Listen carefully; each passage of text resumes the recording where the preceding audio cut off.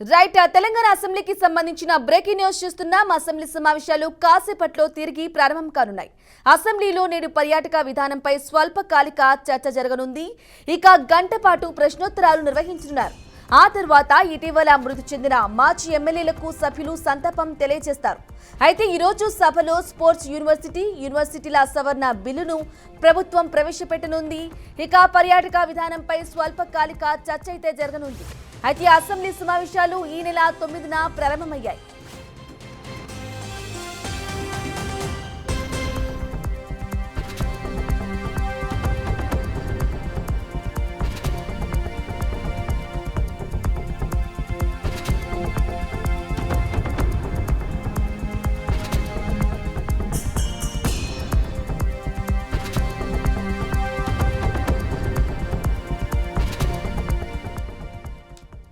తెలంగాణ అసెంబ్లీకి సంబంధించిన breaking news చూస్తున్నాం. అసెంబ్లీ సమావేశాలు కాసేపట్లో తిరిగి ప్రారంభం కానున్నాయి.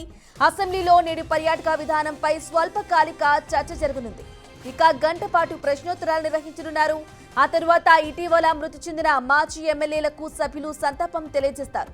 ఈరోజు సభలో స్పోర్ట్స్ యూనివర్సిటీల సవరణ బిల్లును ప్రభుత్వం ప్రవేశపెట్టనుంది. ఇక పర్యాటక విధానంపై స్వల్పకాలిక చర్చ జరగనుంది. అయితే అసెంబ్లీ సమావేశాలు ఈ నెల 9న ప్రారంభమయ్యాయి.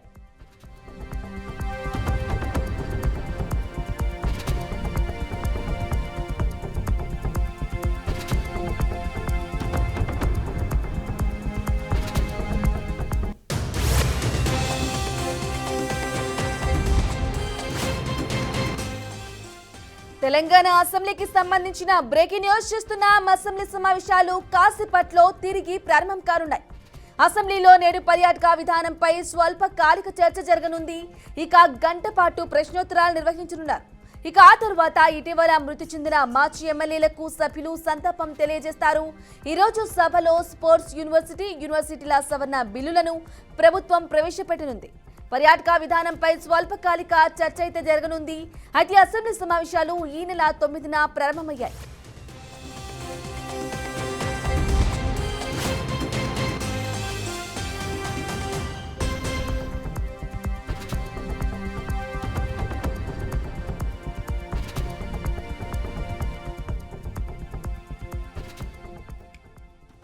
రైట్ బ్రేకింగ్ న్యూస్ చూస్తున్నాం. తెలంగాణ అసెంబ్లీకి సంబంధించి అసెంబ్లీ సమావేశాలు కాసేపట్లో తిరిగి ప్రారంభం కానున్నాయి. అసెంబ్లీలో నేడు పర్యాటక విధానంపై కూడా స్వల్పకాలిక చర్చ జరగనుంది. ఇక ఇదే అంశంపై పూర్తి డీటెయిల్స్ మా ప్రతినిధి మహేందర్ రెడ్డి అందిస్తారు. మహేందర్ రెడ్డి.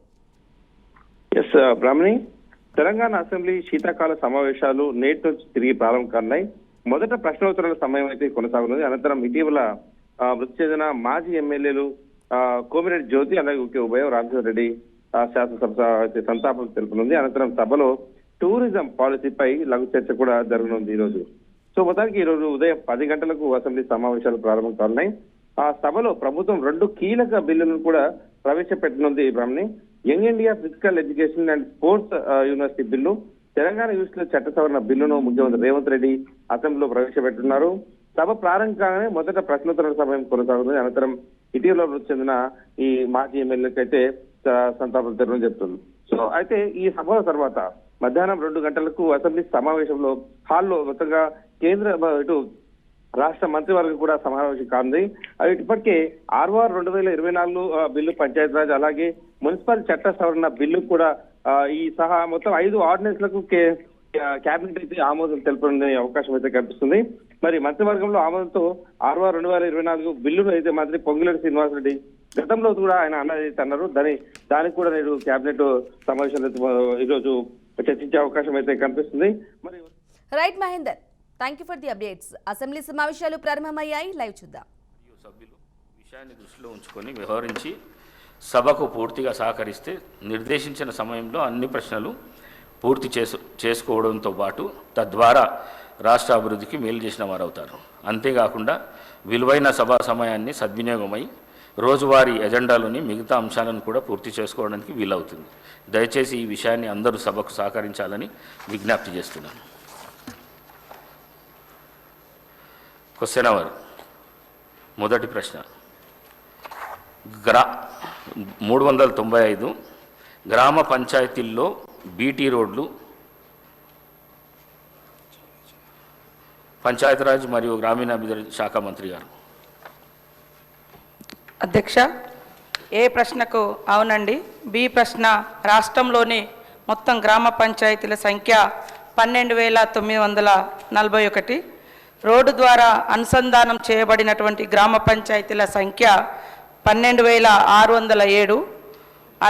అనుసంధానం చేయనటువంటి గ్రామ పంచాయతీల మొత్తం సంఖ్య 334.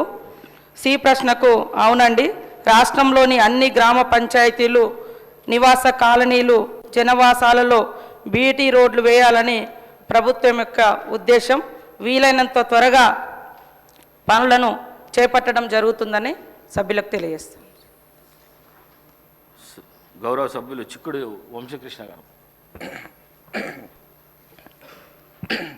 అధ్యక్ష, మరి సమయం ఇచ్చినందుకు మీకు ముందుగా ధన్యవాదాలు తెలియజేస్తూ, మరి గౌరవ మంత్రివర్యులు సీతక్క గారు మరి గ్రామ పంచాయతీలన్నిటికీ ఎక్కడైతే తండాలు కానీ గుడాలు కానీ బీటీ రోడ్డు వేస్తామని చెప్పడం వల్ల వారికి ముందుగా ధన్యవాదాలు తెలియజేస్తూ, ముఖ్యంగా అధ్యక్ష, మనం తెలంగాణ రాష్ట్రం తీసుకొచ్చింది నీళ్లు నిధులు నియామకాలతో పాటుగా బేసిక్ ఎమ్యూనిటీస్ ప్రొవైడ్ చేస్తాము, మన తెలంగాణ రాష్ట్రాన్ని అన్ని రంగాల్లో అభివృద్ధి పరుస్తామని చెప్పేసి గతంలో ఉన్నటువంటి ప్రభుత్వంలో ఉన్న పెద్దలు, మాజీ సీఎం గారు కానీ అప్పుడు ఉన్నటువంటి మంత్రులు కానీ ఎన్నో రకాలుగా చెప్పడం జరిగింది అధ్యక్ష. మరి వారి పరిపాలనలో అన్ని గ్రామాలకు రోడ్లు లేక అస్తవ్యస్తమై బడ్జెట్ కేటాయించకపోవటం వల్ల చాలా గ్రామాలన్నీ కూడా డ్యామేజ్ అయ్యి చాలా ఇప్పటికీ మాకున్న లెక్కల ప్రకారంగా తెలంగాణ రాష్ట్రంలో ప్రస్తుతం ఉన్నటువంటి ప్రభుత్వ లెక్కల ప్రకారంగా 422 గ్రామాలకు రోడ్లు లేవు అధ్యక్ష. అసలు ఎటువంటి రోడ్డు లేదు అధ్యక్ష. అదేవిధంగా 3,177 ఆవాసాలకు బీటీ రోడ్లు లేవు అధ్యక్ష. అదేవిధంగా గుడాలు తండాలు గ్రామ పంచాయతీలు చేసిన వారు గతంలో గొప్పలు చెప్పుకున్నటువంటి ఆ మాజీ ముఖ్యమంత్రి గారు కానీ మాజీ మంత్రులు కానీ నేను ఒకటి అడుగుతున్నా అధ్యక్ష, తండాలను గ్రామ పంచాయతీలు చేశారు అధ్యక్ష, అక్కడ ఎలాంటి రోడ్లు లేవు అధ్యక్ష, సాగునీరు చక్కగా ఇవ్వలేదు అధ్యక్ష. అదేవిధంగా గ్రామ పంచాయతీలు ఏవైతే ఉండాల్సినవే అవన్నీ కూడా లేవు అధ్యక్ష. అదేవిధంగా మా సీతక్క గారు చెప్పినట్టుగా ఈ ప్రభుత్వం వచ్చిన తర్వాత ఇప్పటికే 2-3 దఫాలుగా సిఆర్ఆర్ గ్రాంట్ ఇవ్వడం జరిగింది, అదేవిధంగా ఎంఆర్ఆర్ గ్రాంట్ ఇవ్వడం జరిగింది. అన్నిటికి మించి మరొకటి అధ్యక్ష, మా ముఖ్యమంత్రి గారు గౌరవనీయులు ముఖ్యమంత్రి గారు నల్లమల్ల ముద్దుబిడ్డ పెద్దలు రేవంత్ రెడ్డి గారిని విజ్ఞప్తి చేస్తా ఉన్నాం అధ్యక్ష, అన్ని గ్రామాలకు తండాలకు గుడాలకు బీటీ రోడ్డు సౌకర్యం కల్పించాలి అధ్యక్ష. ఇది ఈ రకంగా ఉంటే రెండవది ఏమిటి అధ్యక్ష అంటే నల్లమల్లలో, ఈ నల్లమల్ల తెలంగాణ రాష్ట్రానికి ఒక ఊటీ లాంటిది అధ్యక్ష. ఇది ఈ నల్లమల్ల మనకు ఒక రకంగా చెప్పాలంటే తెలంగాణ రాష్ట్రానికి మంచి పేరు వచ్చేటువంటి ఈ నల్లమల్లలో ఇప్పటి వరకు చాలా చెంచు పెంటాలు ఉన్నాయి అధ్యక్ష. నా అచ్చంపేట నియోజకవర్గంలో 39 చెంచు పెంటాలు నల్లమల్ల ఫారెస్ట్లో ఉన్నాయి అధ్యక్ష. అది ముఖ్యంగా మల్లెల తీర్థం, అప్పాపూర్ పెంట, బైరాపూర్ చెరువు, సలేశ్వరం, వ్యూ పాయింట్, ప్రతాపరుద్రుని కోట, అక్కమ్మదేవి గుహలు, పెద్దరేవు, గీసిగండి, గున్నపెంట, అంతర్గంగా ఇటువంటివి 22 ఉన్నాయి అధ్యక్ష. వీటికి ఇప్పటి వరకు రోడ్డు సౌకర్యం లేదు అధ్యక్ష. మొన్ననే మా గౌరవ మంత్రివర్యులు సీతక్క గారు నేను అక్కడ ఉన్న చెంచులకు దుప్పట్ల పంపించేద్దామని వెళ్తే మేము 7 కిలోమీటర్లు గంటన్నర పట్టింది అధ్యక్ష. కాబట్టి దయచేసి నేను ఏమంటున్నా అధ్యక్ష అంటే ఈ రాష్ట్ర ముఖ్యమంత్రి పెద్దలు రేవంత్ రెడ్డి గారితో పాటు మా అక్క సీతక్క కూడా విజ్ఞప్తి చేయడం ఏంటంటే బీటీ రోడ్డు వీలైన చోటల్లో బీటీ రోడ్డు ఏంటి అధ్యక్ష.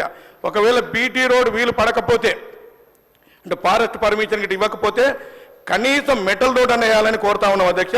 అదేవిధంగా ఈ మధ్యకాలంలో గౌరవ ముఖ్యమంత్రి గారు కేంద్ర ప్రభుత్వంతో మాట్లాడి inter state connecting bridge between Maddimadugu and Machal అధ్యక్ష, అక్కడ కృష్ణా రివర్ పోతుంది అధ్యక్ష. దానిపైన బ్రిడ్జ్ వేసినట్లయితే ఎక్కడ మన గుంటూరు కానీ లేకపోతే ప్రకాశం కానీ కృష్ణా డిస్టిక్ నుంచి ఇక్కడ మన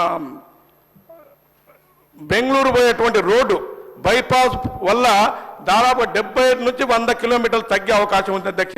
దానిపైన గౌరవ ముఖ్యమంత్రి గారు ఇప్పటికే కేంద్ర ప్రభుత్వం మాట్లాడినందుకు ఈ నల్లమల్ల ప్రాంత ప్రజల తరపున అదేవిధంగా ఈ రాష్ట్ర ప్రజల తరపున వారికి నేను కృతజ్ఞతలు ధన్యవాదాలు తెలియజేస్తా ఉన్నాను అధ్యక్ష. అదే కాకుండా నల్లమల్లలో ఉన్నటువంటి శ్రీశైలం అధ్యక్ష 9 గంటలకు అక్కడ అన్ని వచ్చే ప్రయాణికులకు చెక్ పోస్ట్ దగ్గర ఆపుతారు అధ్యక్ష. మళ్ళీ మార్నింగ్ 6 o'clock వెళ్తారు అధ్యక్ష. దీన్ని దృష్టిలో పెట్టుకొని ఎలివేటెడ్ కారిడార్ను ఇవ్వాలని గౌరవ ముఖ్యమంత్రి గారు ఇప్పటికే మరి అక్కడ సంబంధిత మంత్రులతో కేంద్ర మంత్రులతో మాట్లాడడం జరిగింది. అది దాదాపుగా ఫైనలైజ్ చేతిలో ఉంది. వారికి తొందర వాటిని కూడా మరి తీసుకొచ్చి ఆ ప్రాంతంలో ఉన్నటువంటి శ్రీశైలం భక్తులకు ఇబ్బందులు కలగకుండా 24 గంటలు 4 track ఎలివేటెడ్ కారిడార్ను చేయాలని కోరుతా ఉన్నాం అధ్యక్ష. అదేవిధంగా మధ్యమడుగు ఆంజనేయ స్వామి టెంపుల్ అధ్యక్ష, అది అత్యంత ప్రసిద్ధిగాంచింది, ప్రాచీనమైనటువంటి టెంపుల్ అధ్యక్ష. నిన్ననే బ్రహ్మోత్సవాలు అయిపోయిన అధ్యక్ష. దాదాపుగా 5 లక్షల మంది భక్తులు వచ్చారు అధ్యక్ష. సింగిల్ రోడ్ ఉంది అధ్యక్ష. పదరం మండల హెడ్ క్వార్టర్ నుంచి మధ్యమడుగు వరకు సింగిల్ రోడ్ ఉండటం వల్ల చాలా మంది యాక్సిడెంట్ అవుతా ఉన్నాయి అధ్యక్ష. దయచేసి దాన్ని మన వైడనింగ్ ఆర్ డబుల్ రోడ్ చేయాలని నేను ప్రభుత్వానికి కోరుతా ఉన్నాను అధ్యక్ష. ఇదే కాకుండా ఈ మధ్య కాలంలో వరదల వల్ల డ్యామేజ్ అయినటువంటి పంచాయతీరాజ్ రోడ్లు కానీ బ్రిడ్జెస్ కానీ వెంటనే చేపట్టాలని గౌరవ మంత్రి గారిని కోరుతా ఉన్నాను అధ్యక్ష. అదేవిధంగా మరి సిఆర్ఆర్ గ్రాంట్తో పాటు ఎంఆర్ఆర్ గ్రాంట్ను కూడా వెంటనే రిలీజ్ చేసి మరి అంటే బాగా డ్యామేజ్ అయినటువంటి రోడ్లను వెంటనే మరమ్మతులు చేపట్టాలని కోరుతూ మరి వెంటనే ఈ విషయాలన్నీ కూడా గౌరవ మంత్రి గారు దృష్టికి తీసుకెళ్తూ సెలవు తీసుకున్న అధ్యక్ష. Thank you. గౌరవ సభ్యులు బాలునాయక్ గారు.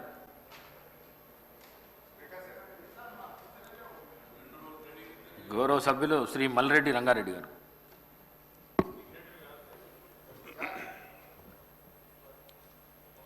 అధ్యక్ష,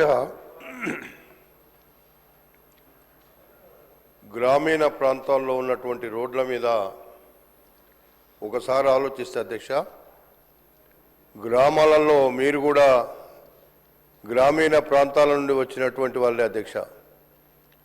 ఉన్న రోడ్లను వేయకపోగా అసలు రోడ్లు లేనటువంటి ప్రాంతాలు ఇప్పటికి కూడా నడవలేనటువంటి పరిస్థితిలో ఉన్నాయి అధ్యక్ష. గ్రామ పంచాయతీలకు రావాల్సినటువంటి నిధులను అడపోయి కూర్చునేది ఉందా నీకు అధ్యక్ష?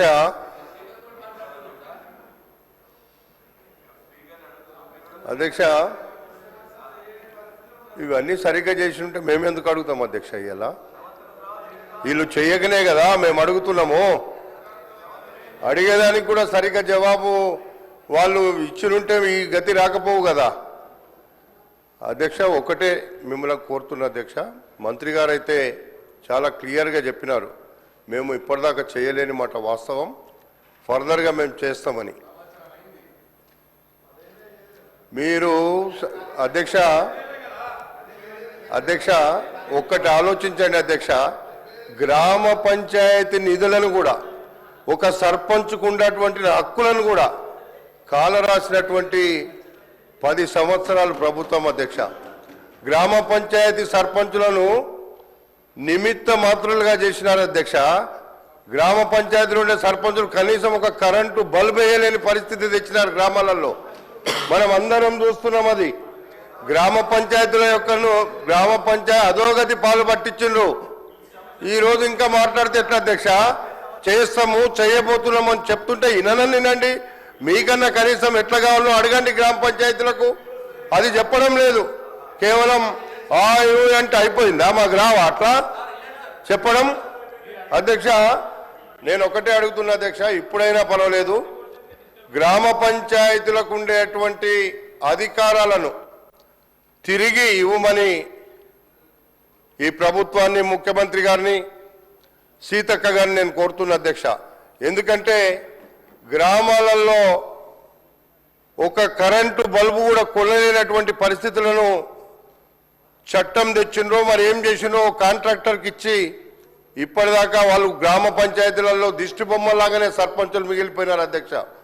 వాళ్ళకి ఏ హక్కులు లేవు, ఏ డబ్బులు లేవు, ఏం లేకుండా ఉన్నది. కాబట్టి మీరు రోడ్లు వేసేదానితో సహా గ్రామాలకు ఇవ్వాల్సినటువంటి వచ్చేటువంటి నిధులను గ్రామ పంచాయతీలకు ఇవ్వాలని చెప్పి మీ ద్వారా నేను మంత్రి గారిని కోరుతున్నా. ఎందుకంటే గ్రామ పంచాయతీ నిధులు గ్రామ పంచాయతీలకు రావాల్సిన వాటా వాళ్ళకి ఇవ్వలేకపోయినారు.